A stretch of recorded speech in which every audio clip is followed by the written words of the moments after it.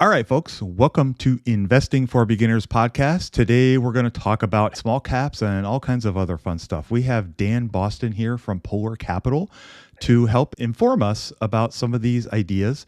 Andrew and I are not super familiar with this, so this is going to be kind of a curiosity driven show today. So, Dan is going to help patiently explain all this to us like we were 5 years old. So, with that, Dan, thank you very much for joining us today. We appreciate you taking time out of your busy day to come talk to us and our listeners. Yeah, thanks for having me. It should be a great discussion. I'll try to explain it, like you said, as a 5-year-old. Try to do my best. Awesome. Awesome. I appreciate that. Andrew is more like 8th to 10th grade or postgraduate level, but yeah, 5 year olds, I'm all about it. It's great. Thank you. Thanks again. You're welcome. All right. Well, maybe we can start with a kind of an easy one. Why do you choose to invest in stocks? Like, what attracted you about the stock market as opposed to, I don't know, real estate, gold, Bitcoin? Just what about that attracted you? Sure. So, well, actually, when I was in fifth grade, we had a stock competition. So I grew up in a small town in Wisconsin, Rapids, Wisconsin. So think of middle of the state, middle of nowhere, essentially. And we had this 1700 school stock competition, and we basically got copies of the Wall Street Journal, and they had all, back in those days, you had all the tickers on the newspaper, and we would look through, and my process was very simple back then. The companies where they were just having rising share prices were the companies that we bought into our fund.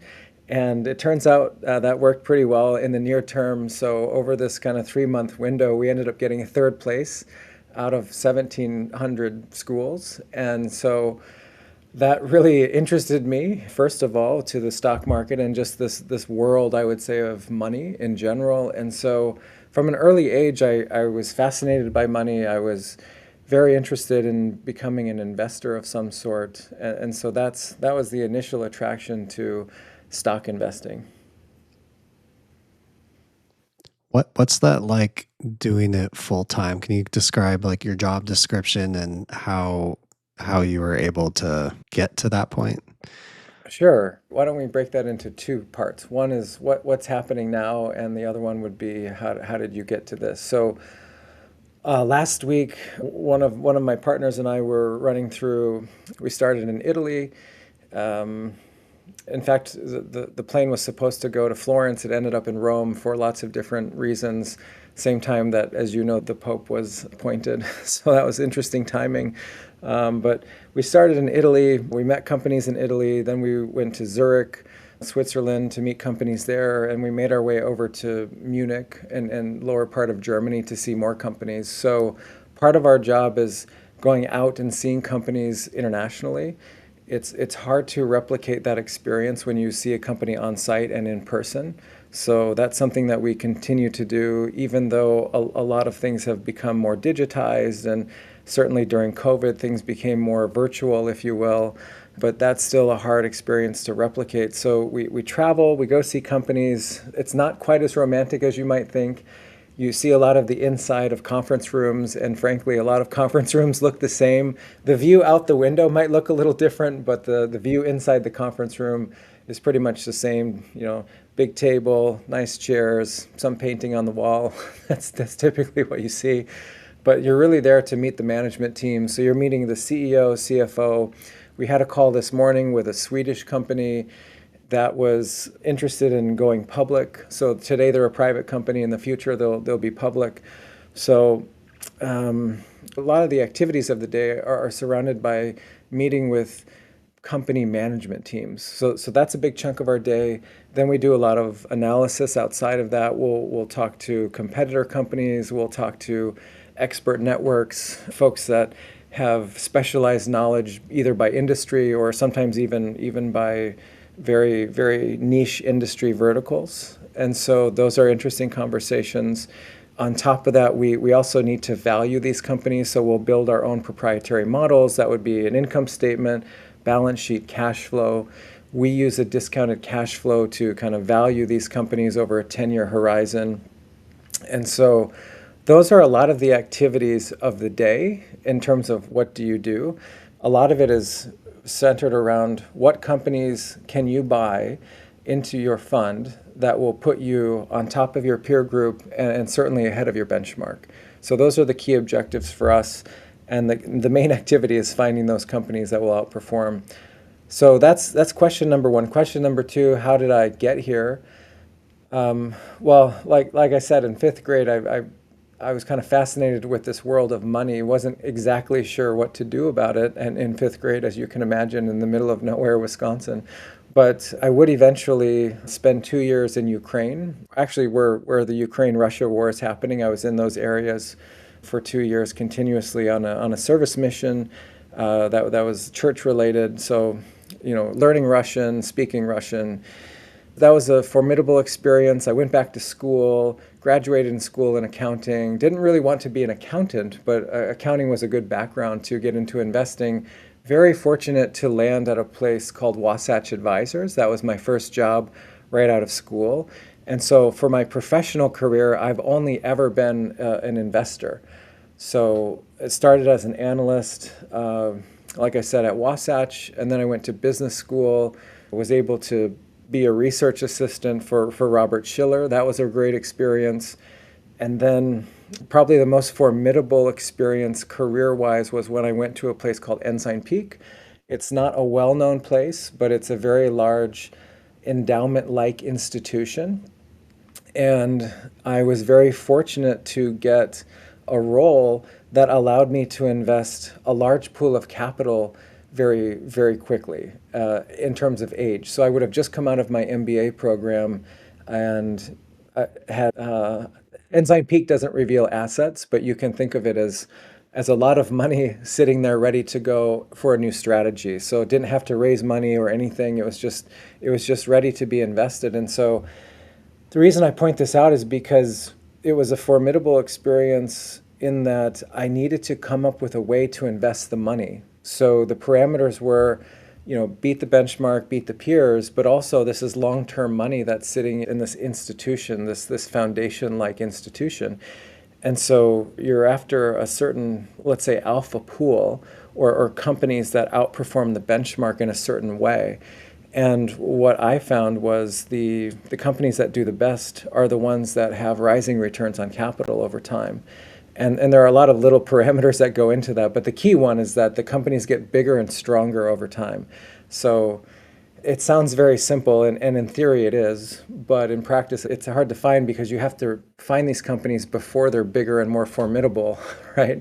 That's the tricky part.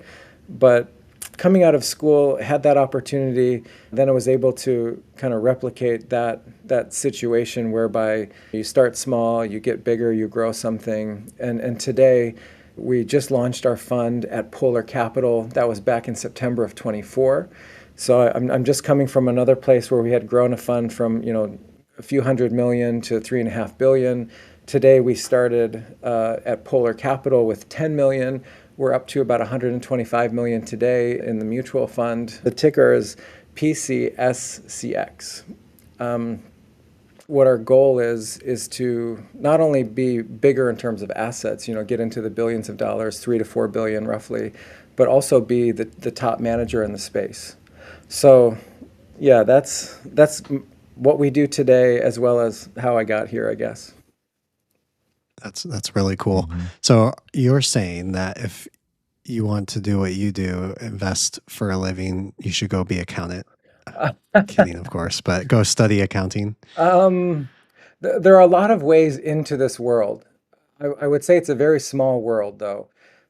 So is the accounting path the best way to go? Not necessarily. The school I was at had a very good accounting school. So one alternative path would have been go down the accounting path, maybe go get an MBA, and then jump into this world.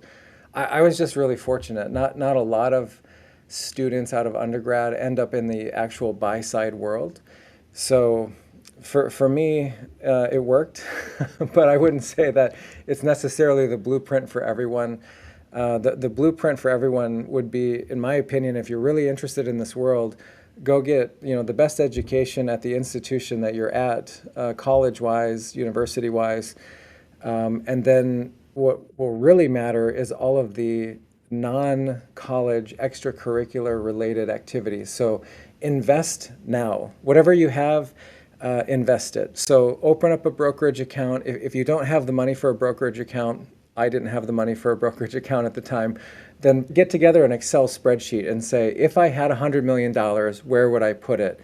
And then track it and say, this is where I would buy, track the prices, and more importantly, not only the prices and the time and kind of update the spreadsheet, but you should also track why you did what you did.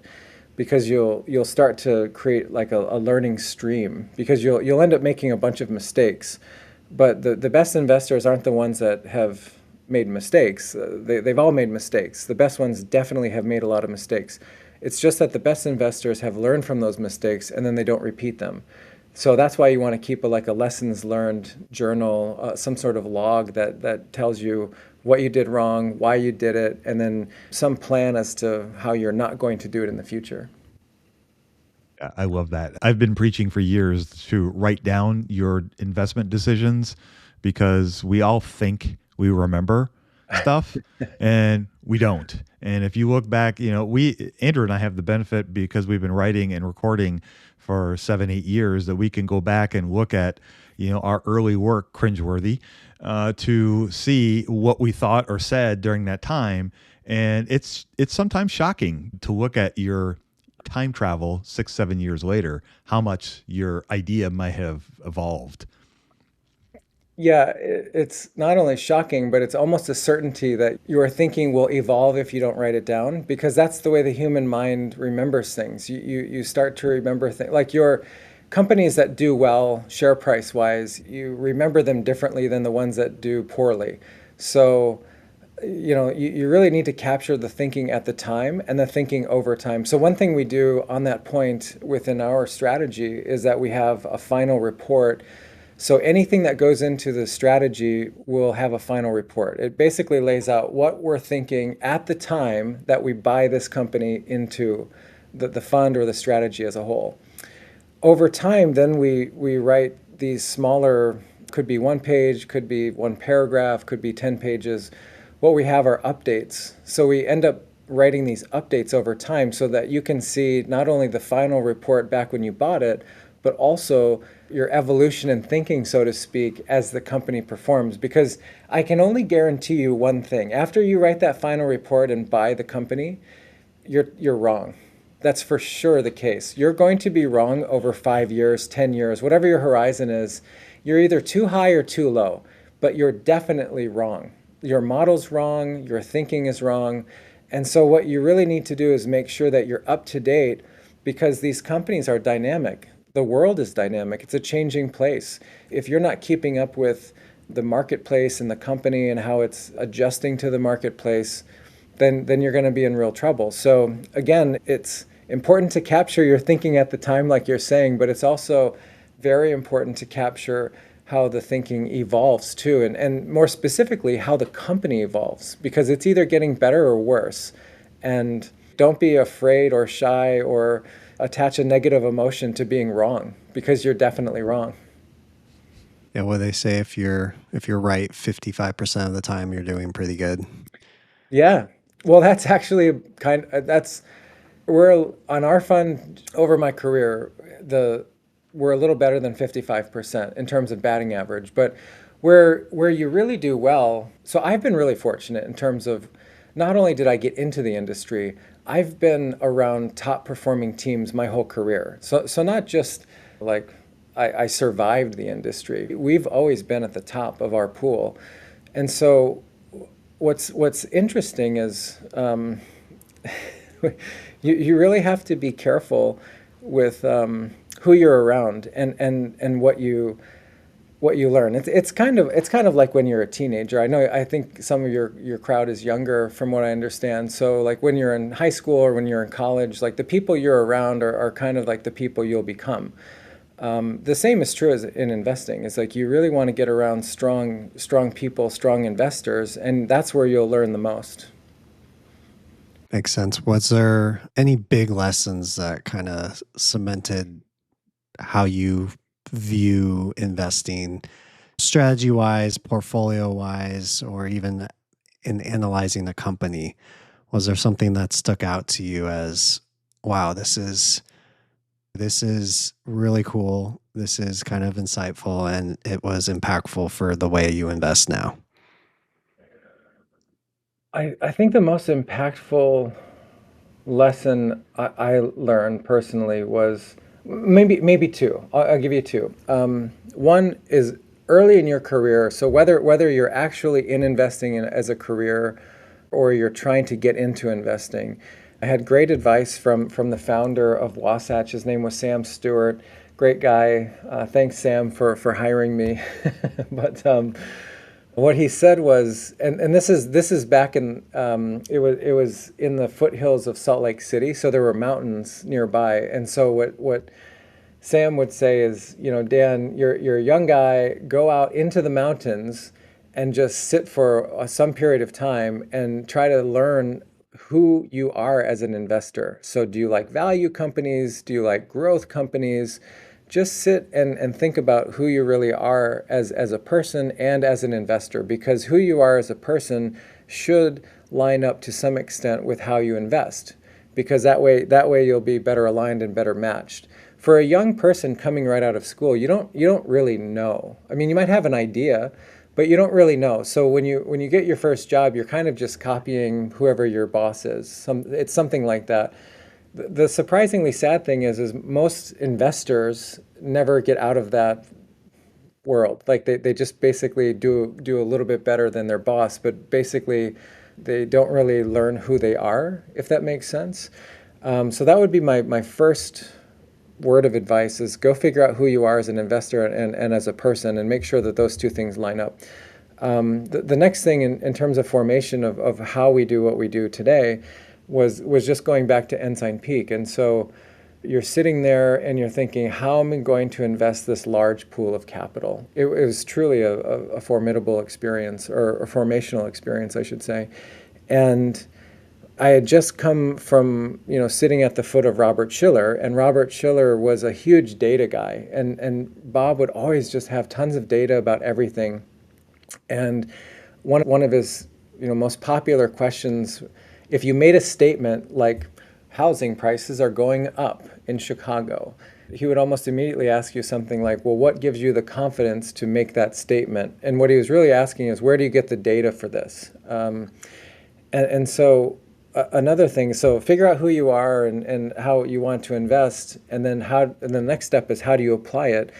And in this case, I went through lots of data, just like an academic professor would, and say, well, what's the best way to invest for my style, for who I am, and specifically, like, what's the biggest alpha pool that you want to go after?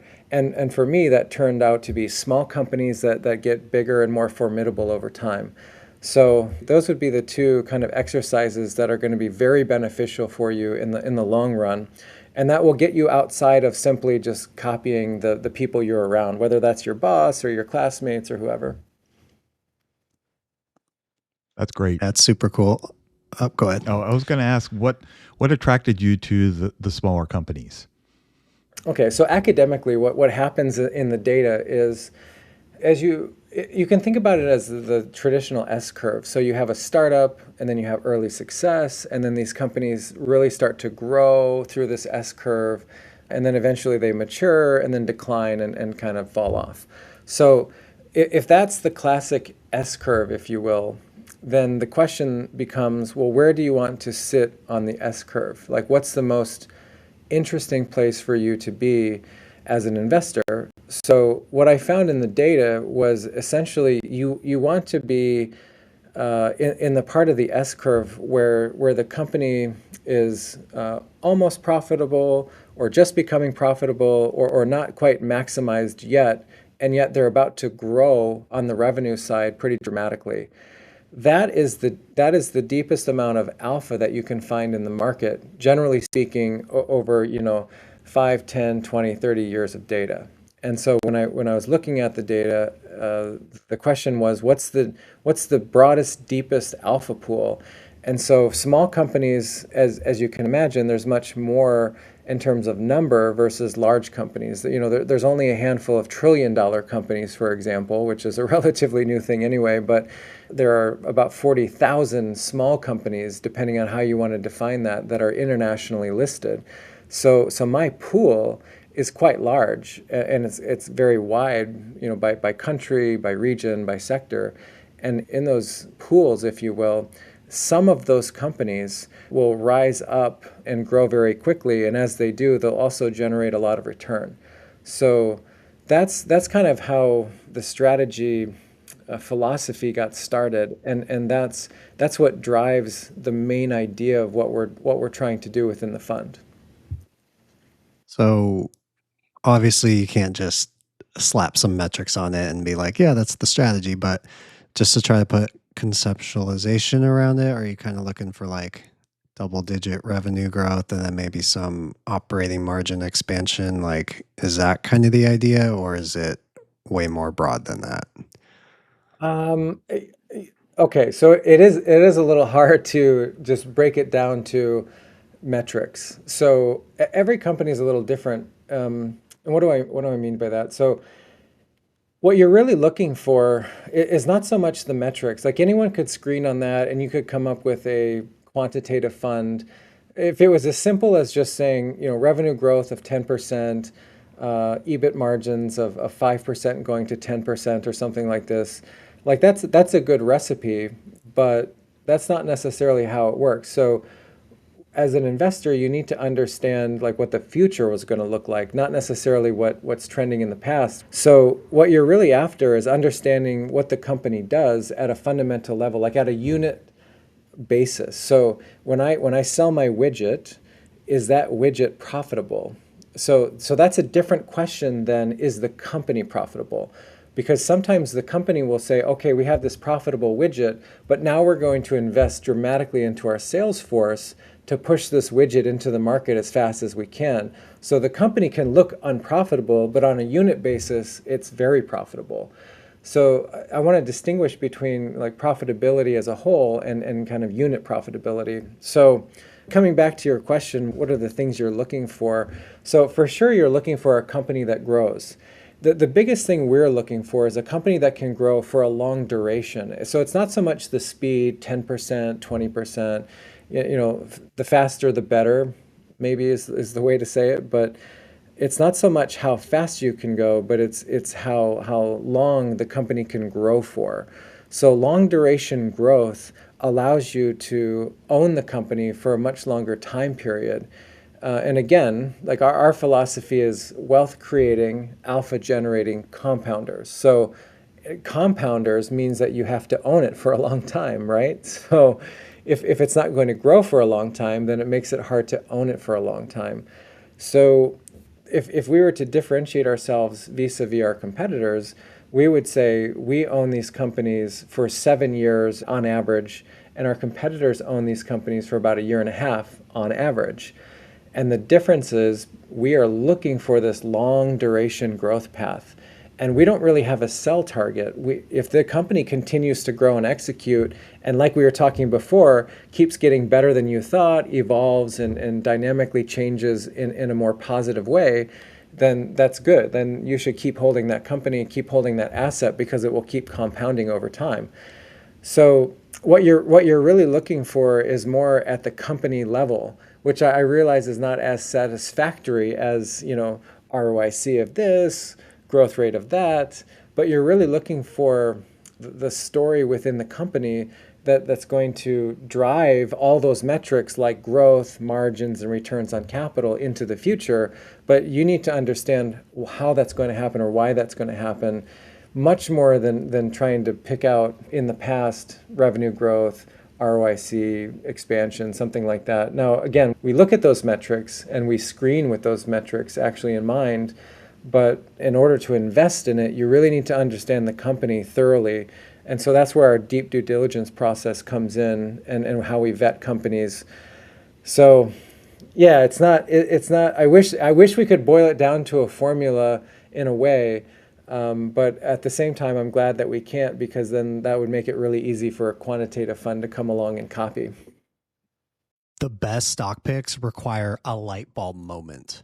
To see exactly what that looks like, check out one of my previous reports at stockwriteup.com. Totally. What do you look for when you're meeting with management teams? It's a good question. So when we talk about a wealth creating company, we talk about three things. One is the growth, the duration of growth. So we spoke about that just momentarily. Another point we talk about is the sustainability of the company, which generally has to do with the competition and the industry dynamics that a company finds itself in. But the third one goes to what you're asking, which is execution. So who needs to do what in order for this company to be successful? So yes, the management team directs traffic at any company. CEO, CFO, CTO, sometimes even like a chief compliance officer can have a big role in certain instances. So you have revenue people, you have cost people, and you need to get the balance right. And so what we look for are companies that have an execution plan. So yes, we talk to the CEO, CFO, and that's all good and fine. But what we're really looking for when we talk to them is what is the execution plan going forward, and how likely are they to achieve it? So for example, we own a company, it's an online pharmacy company in Sweden. And you might say, oh, that's not very attractive. But in this case, this company has a better brand name than Amazon. So just think about that for just a minute. The online pharmacy company has a better name brand-wise than Amazon, who is present in Sweden. Anyway, what we're looking for in this case is their ability to execute. So if you're an online pharmacy, you need size. You need to be the biggest one, and you need to be taking market share from the brick and mortar pharmacies. And in this case, in Sweden, there is a banking system that can identify the folks that are wanting the prescriptions, let's say. So there are only a handful of banks. So on the one hand, you can identify the people that want the prescriptions. And then there's also a nationalized healthcare system that essentially regulates the flow of the prescriptions. So now you have a matching system, right? You have a national system on one side, the prescriptions, and then you have a matching system on the other side with the person. So now I can say XYZ person is real, and this is their prescription. I match it, and now I can send that out via the mail, which is what happens in this situation. So it's a model, once you realize that's the model, it's one that has a lot of scale. So then the question is, how do they roll this out with scale across all of Sweden? And so not only do they need scale, they need to be very automated. These are generally, pills in a little bottle. So that lends itself greatly to automation because you don't have unique shapes and sizes. You generally just have a handful of shapes and sizes. So how automated is that system? And in this case, it's quite automated. And we know the automation makers behind the warehouses too. So understanding the value chain in this case is really important. So we know the front end, the middle, and the back end really well. And in this case, the company is a trusted brand. And this is something, generally speaking, when you put something in your body, there's a trust quotient that needs to come along with that, if you think about it, which makes sense. So you have to trust that this thing isn't going to kill you or make you worse. And so you want some brand around this. So this company has brand recognition, they have efficiency, they have size, and they have scale. And so what we're looking for from management, coming back full circle to the question, is how are they going to keep improving on those key metrics going forward? And so for every company that we meet with, the questions are similar, but they're not the same. Because not every company needs to do the same thing. So if we're generalists, which means that one day we're looking at a pharmacy company, the next day we're looking at a gaming company, the next day we'll be looking at a healthcare provider of some sort. So we look at another company in Australia that makes a specialized bandage, and the bandage helps regrow skin, essentially. It's the market leader. 6 years ago had zero revenue. Today it's the market leader in this category, where the market leader was dominant for 30 years. Pretty astounding stuff. So it was clearly a great innovation. But when you go talk to that company, the question becomes, how do you get into new markets? So one of the biggest markets for this is India. And at the moment, they're not even really in India yet. So in that management meeting, a lot of the conversation would be around what's happening in India, how are you getting into these, next markets. They've done a nice job, let's say in the US, for example, but they haven't done a nice job globally yet. So some of that conversation would be around global expansion. Whereas coming back to the Swedish pharma company, we're not talking global expansion at all. These folks aren't coming to the US anytime soon. So every company's different, and you need to really match the need for what you're looking out of, the information you're looking for with the company specifically, and that's what you walk into the meeting with. Makes a lot of sense. So you are spending obviously a lot of time looking at companies globally, far more so than I am. So what are you seeing out there? What do you feel like there's a trend, or is anything changing? Because we're so US centric here with the news and the media and everything. So I think you have a much better pulse on what's going on outside the US. Um, I think that's fair. I think most folks, the U.S. is a big place, and so sometimes the U.S. gets a bad rap. A lot of people don't have passports. If you live in London and you want to sit on the beach, you're going to need to leave the UK, go to Greece or go to Spain or something like that. If you're in the U.S., you want to go on the beach, you come to my backyard here in Tampa, and you might live in Nebraska, right? So like you don't. I would say you don't really need as much of a passport. So what's really interesting about that, and the reason I bring it up, is that the U.S. market today is still one of the most attractive markets, arguably the most attractive market in the world, because it has a rule of law tradition that keeps your capital safe. It also has a consumer base, whether that's actual consumers or companies or governments, let's say, that's fairly similar. So not every state has a wide ranging of unique laws. So you can go basically with the same product, go into any state, any city across the US, and it's pretty free flowing, let's say.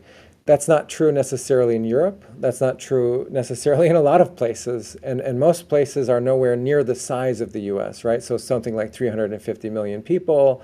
It's just a huge market. And so coming back to your question, yes, we are seeing a lot of things changing. So number one, the US for the last 75 years has essentially been the biggest promoter of globalization the world's ever really seen in some ways, and sometimes to its detriment. So the idea, which is a good goal, was let's bring the world together via trade and commerce, and in so doing, they won't shoot at each other. That was the basic idea. And if you remember, there were many, many years where this statement was true, that two countries with a McDonald's didn't shoot at each other.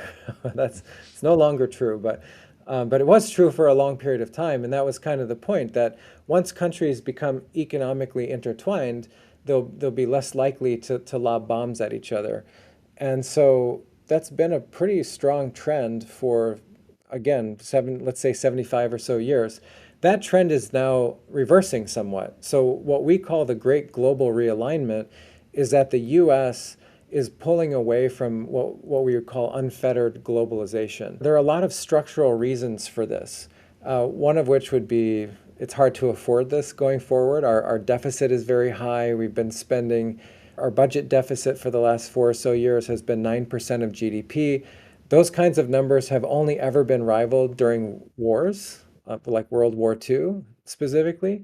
And so the ability for the US to kind of keep spending at this high level is a little tapped out. Increasingly, you're hearing the US pulling away militarily. But the biggest reason is that the US has become less interested in maintaining this global order.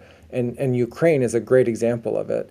There will be more examples going forward, I think, in our minds. But so we've talked about trade, defense, and then the last one will be government spending. So the way government spending going forward will change too. So you've heard more recently things about European nations arming up. So that's a bit about government spending, a little bit about defense. If I told you that Japan did this back in 22, you'd probably be shocked, but they decided they wanted to double their defense spending back in 22. So this isn't something that just happened in 2025 or 2024 because this person got elected or that person got elected. It's a much more structural. So what's happening globally in the world is again this great global realignment that will change the terms of trade, that will change what we think how defense essentially is distributed and how it works today, as well as government spending. So those are things that we see happening not only kind of on a macro level, but we see these things happening at the company level.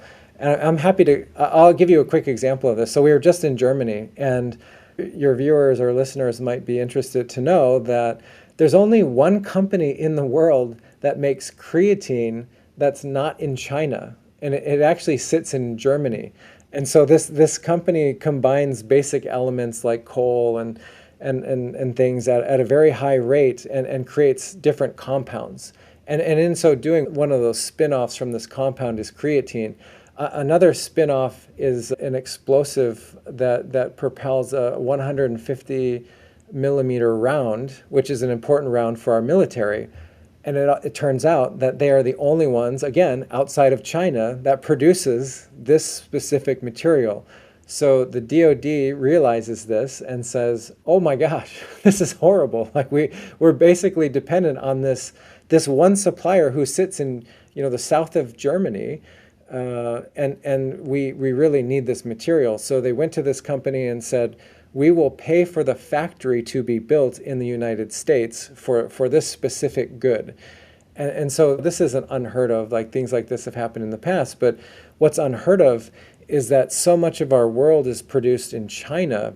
Again, 30 years ago, that wasn't true. And so what we are seeing along this idea of great global realignment is that people are looking at their supply chains, they're looking at their critical resources, materials, etc., and they're saying, wait a minute, a lot of this comes from China or a place that is potentially an adversary, and so they're taking some of this back in-house, so to speak. And in this case, the Department of Defense just came out and handed a whole lot of money to this company to get this material produced here in the US, which makes perfect sense.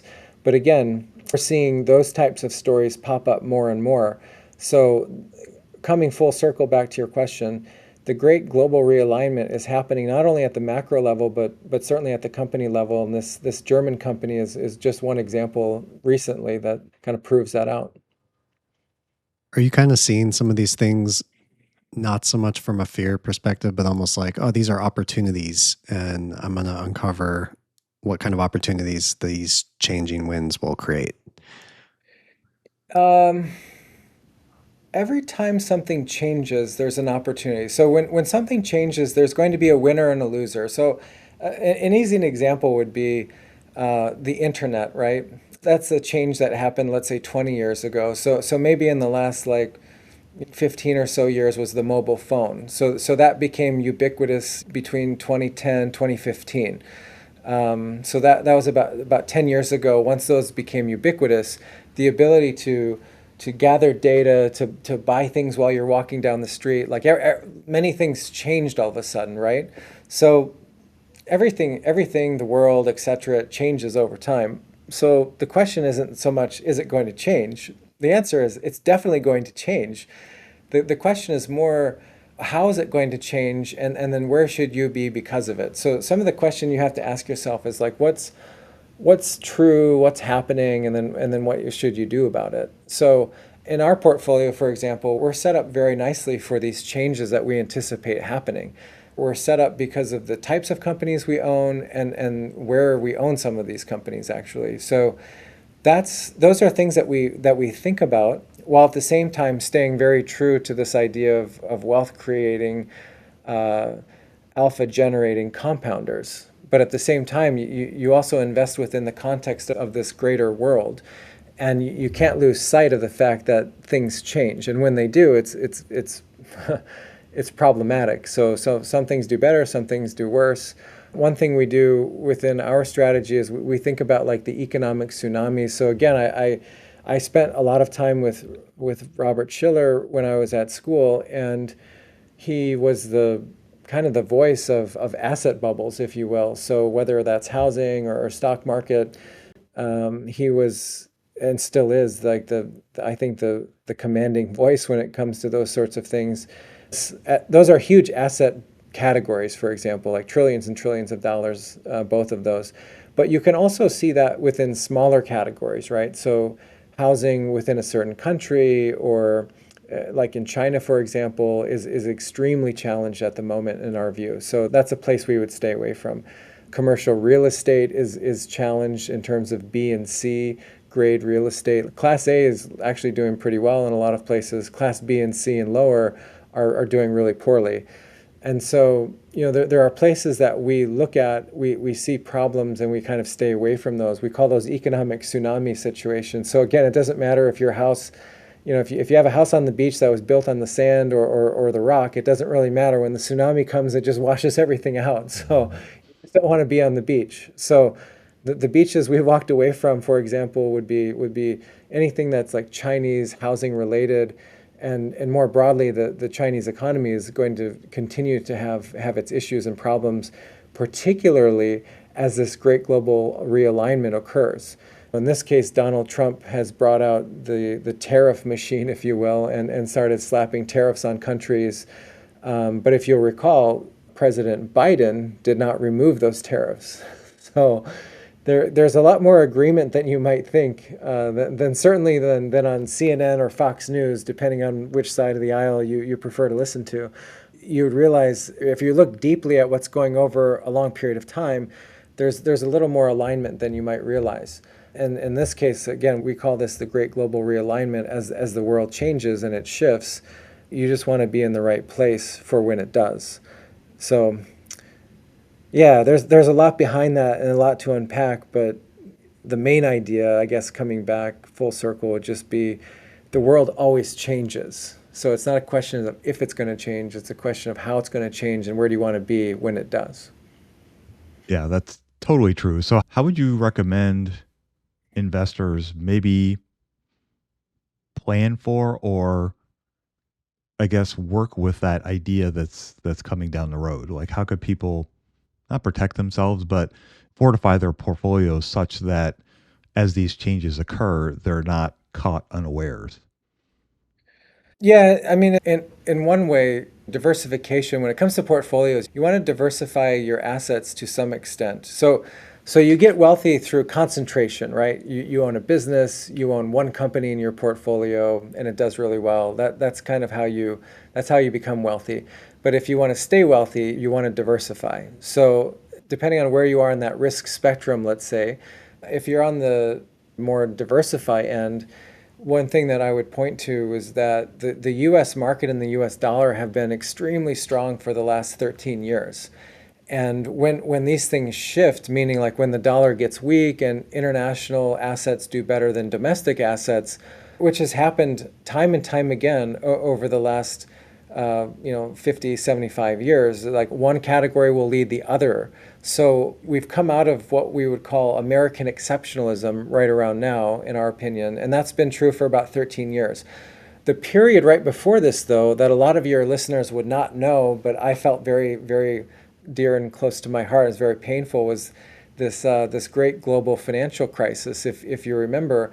And during that time, in 2008, 2009, the market in the US would have been flat to down that entire decade. So we were calling that the lost decade back in 2010. And then the narrative at the time, as Bob Shiller would say, was why would you ever invest in US assets? They're horrible. Like they don't return anything. Because at the time, the international markets were up about a little more than 2x. So international assets up 2x, domestic assets like flat to down. So if you fast forward from that point forward, now the U.S. assets have certainly caught a bid, and they've done really well, and large cap tech has done really well. And so these things tend to move in cycles and periods of time.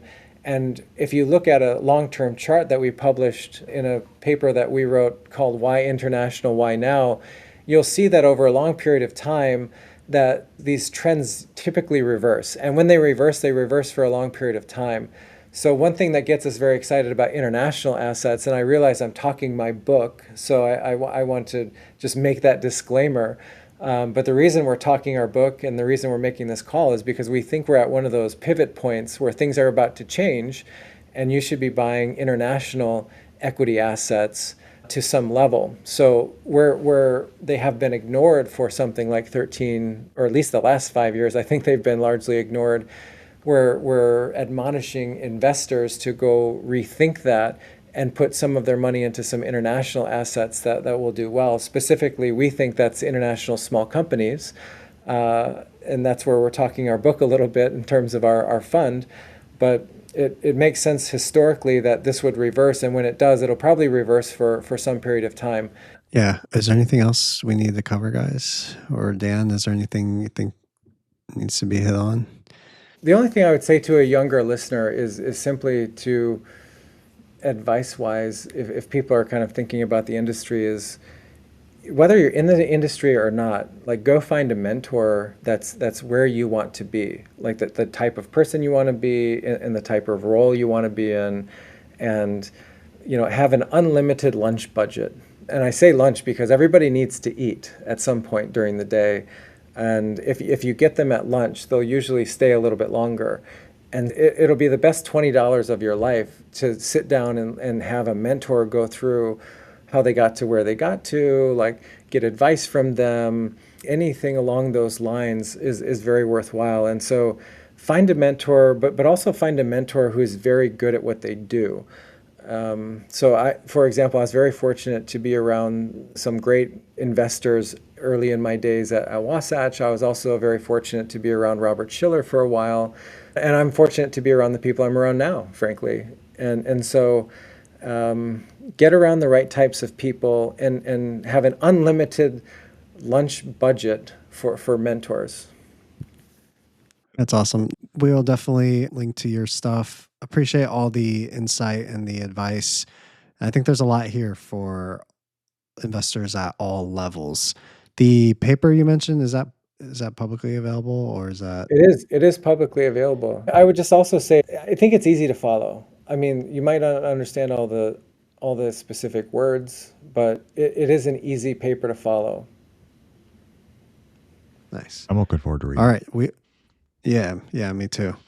As soon as you said cycles, I was like, okay, I'm in. I follow you. Yeah, I'm with you. Yeah, there's one big chart that shows you all these cycles over a long period of time and how they reverse and how much they reverse, how long they reverse for. So yeah, when you see it, you're like, oh, wow, this idea that the US dollar and US markets are going to dominate forever, it's actually pretty crazy because it happens for, again, like 10 years or so, and then it switches.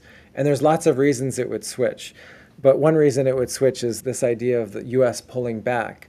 So, for example, Walmart came out, I think just today, and said, hey, we're going to be raising prices because some of the tariff that's going to be imported essentially needs to be borne by the customer. I've heard a lot of people talk about this, and generally what happens is the tariff will be borne across the supply chain. So some for the customer, some by the producing company, some by the middlemen, like all of those things are going to happen. So in general, like prices should rise a little bit when you put a tariff on a good. And especially if you put broad tariffs on, which it looks like that might be the case, using the UK deal as a template of maybe what's to come. The tariffs weren't necessarily removed. There's still kind of a 10% level there. So where that gets borne in, or who bears that cost, is actually spread throughout the system, depending on the elasticity of the good. Makes sense. Without a doubt, there are things that are changing every day, especially these last few months. And I like what you said about there will be winners and there will be losers. So let's all go out there and do the work to find them. We will link up the paper that you mentioned in our show notes. Where else can people go if they want to learn more about you and your work? Good question. We did a CFA podcast not too long ago. Generally speaking, the Polar Capital website is a place where you can download more information about the fund. We usually put any sort of media out there, whether that's a white paper or a podcast or something like that. You can find those bits and information there. So yeah, I would say the best place to go would be the Polar Capital website. All right, awesome. Well, with that, we will go ahead and wrap up our show for today. Thanks again, Dan, for joining us today. This was a lot of fun, and I know I learned a lot. And I stand by my earlier statement. You are a smart guy. So Oh. with that, we will go ahead and sign us off. You guys go out there and invest with a margin of safety, emphasis on the safety. Have a great week, and we'll talk to y'all next week.